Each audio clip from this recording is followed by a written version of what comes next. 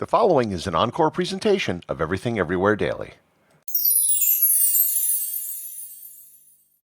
Sometime over 3,000 years ago, somewhere in southwestern China, a leaf from the Camellia sinensis plant may have accidentally found its way into a pot of boiling water. Noticing that the leaf had turned the water a different color, some person, unknown to history, drank the concoction and found that it was good. This was the start of something which is today a globe-spanning multi-billion-dollar industry that millions of people indulge in every day.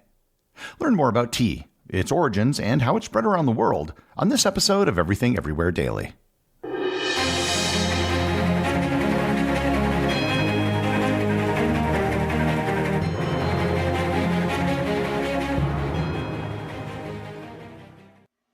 This episode is sponsored by ButcherBox. If you're a regular listener to this podcast, you are probably well aware that I am a big fan of ButcherBox. I've been using ButcherBox products for quite a while now to make everything from meatloaf to meat cupcakes to the legendary meat donut and my world-famous Scotch eggs. The Scotch eggs are the size of a softball and make an entire meal. However, when all is said and done, the things I love the most are steaks. Steaks not only taste great, but are relatively easy to prepare. Regardless if you're cooking out on the grill, in the oven, in an air fryer, or even in a frying pan, you can make great steaks. And the best steaks you're going to find are from ButcherBox.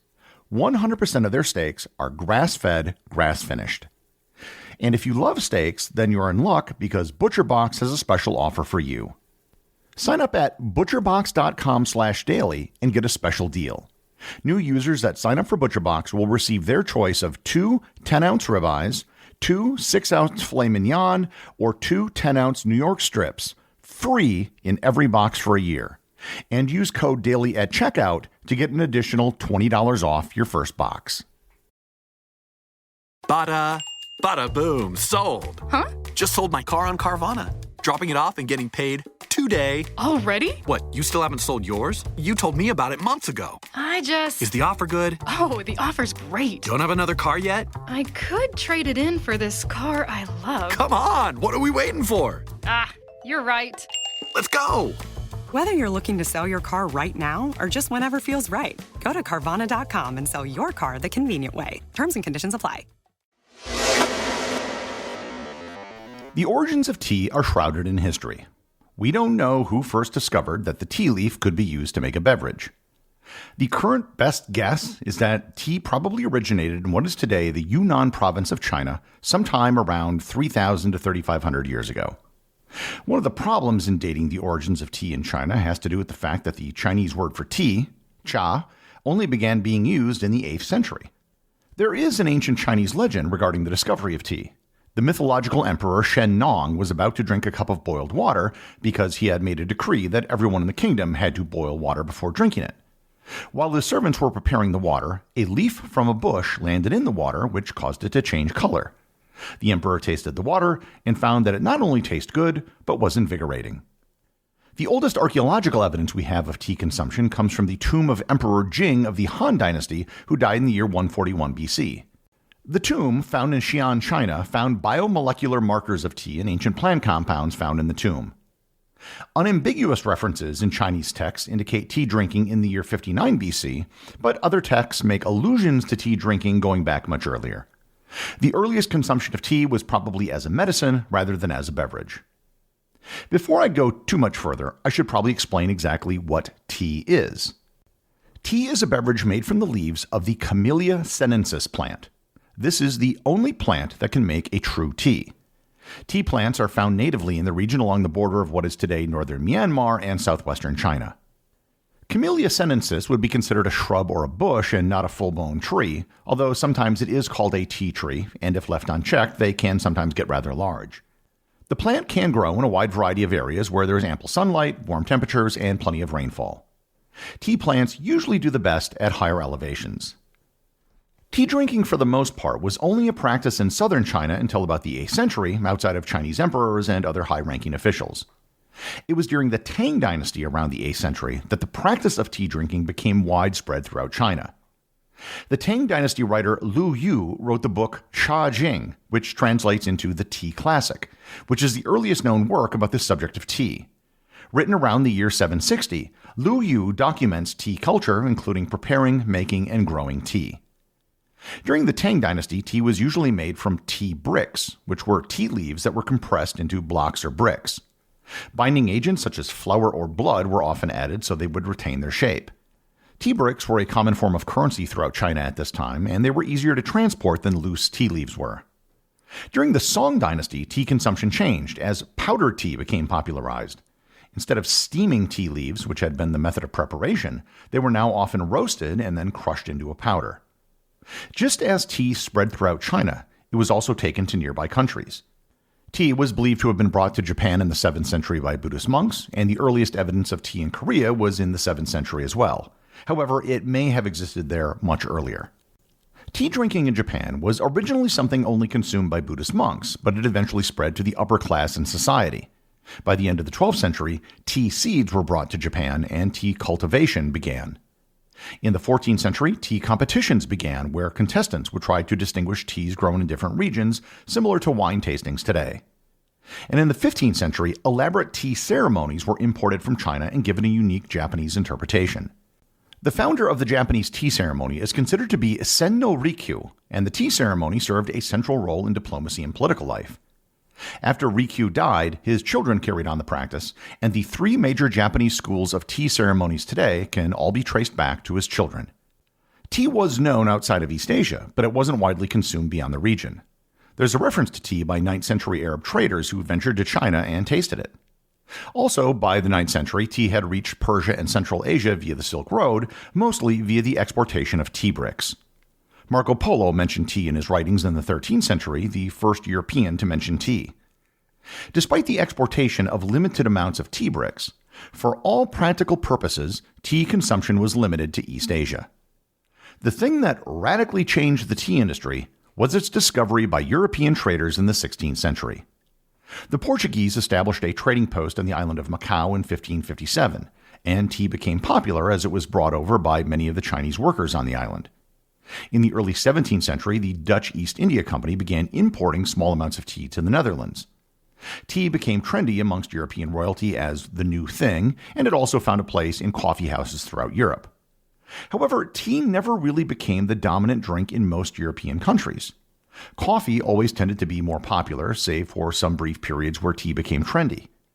There were tea rooms that did spring up, and tea wasn't unheard of, but it wasn't dominant. Russia did mostly embrace tea over coffee, but it was after Tsar Michael I first rejected tea in 1618 because he didn't like it. There was, however, one country in Europe that fully embraced tea: England. The popularity of tea in England is credited to the wife of King Charles II, Catherine of Braganza, from Portugal in 1662, although there is a record of tea being served at a coffee house in London 5 years earlier. Tea imports to England began rather small, with only 2 pounds of tea being recorded as imported in 1664, and those were just a gift for the king. However, the popularity of tea in England exploded. The British East India Company began importing tea from China, which at the time held a monopoly on tea production. Demand for tea in Britain exploded through the 18th century. By 1801, the amount of tea imported into Britain had reached 24 million pounds annually, a 12 million-fold jump in imports over a period of 139 years. Tea played a role in the American Revolution when the British taxed American tea imports. The Chinese monopoly on tea and the lack of desire by the Chinese for the importation of many Western products produced a huge trade deficit between Britain and China. To rectify this, Britain began importing opium to China, which resulted in the First Opium War, which began in 1839. Eventually, in the mid-19th century, Britain sought to break the Chinese monopoly on tea and began cultivating tea in northern India. This eventually led India on a path that made it the largest producer of tea in the world. The British also brought tea production to other colonies they held around the world which were suitable for growing it. The biggest tea-producing regions outside of India were in Sri Lanka and Kenya. In the Americas, tea consumption in the United States decreased dramatically after the Revolution, but tea was dominant in Canada due to the British ties until after the Second World War, when coffee finally overcame it. Brazil, due to its ties with Portugal, became the biggest tea consumer in South America and was its largest tea producer as well. Despite being one of the largest tea producers in the world, tea in India wasn't commonly consumed by Indians until after India became independent. Tea producers wanted to stimulate domestic demand and so began promoting tea consumption internally. Tea also became very popular across the Muslim world throughout the 19th and 20th centuries, competing with coffee as a non-alcoholic beverage. Today, half of the top 10 countries in the world in terms of per capita tea consumption are predominantly Muslim countries. The biggest tea-consuming country is Turkey. China only ranks 21st. Today, there are over 6 million metric tons of tea which are produced every year. The largest producing countries by a wide margin are China and India, followed by Kenya, Sri Lanka, and Vietnam. The global tea industry is now estimated to be close to $100 billion annually. Tea has also gone well beyond its consumption as a hot beverage with steeped leaves. Iced tea and other sweetened tea-based drinks have become popular as soft drink alternatives. Before I end, I should address a question that many of you might have. Earlier I said there is only one species of plant, Camellia sinensis, that is a tea plant. Well, technically there are 2 varietals of the same species, but for all practical purposes, there's one tea plant. And you might be thinking that when you go to the store, you can find a wide variety of teas. There are entire shops that sell nothing but different types of teas. How can this all come from one plant?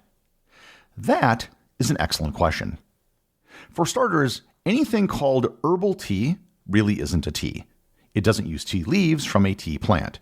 It might be called a tea, but it really isn't a true tea. It is simply prepared in a way similar to a tea. It would be like roasting beans from a non-coffee plant and calling it coffee. Likewise, chamomile tea doesn't come from a tea plant, but rather comes from the chamomile flower. It tastes really good, but it technically isn't a tea. I had some fantastic chamomile tea when I stayed in a Bedouin camp in Wadi Rum in Jordan, and it was actually one of the highlights of my trip. Beyond that, in the world of true teas, there's green tea, black tea, oolong tea, white tea, and yellow tea. All of these different teas are due to how tea leaves are processed and how long tea leaves are allowed to oxidize.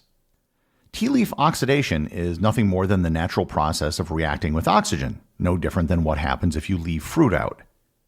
Green tea is made from minimally oxidized tea leaves, which preserves the natural green color of the leaf. Yellow tea is where the tea leaf is allowed to yellow before being consumed. White tea is where the tea leaf has wilted but is still mostly unoxidized. Oolong tea is where the leaves are wilted and partially oxidized.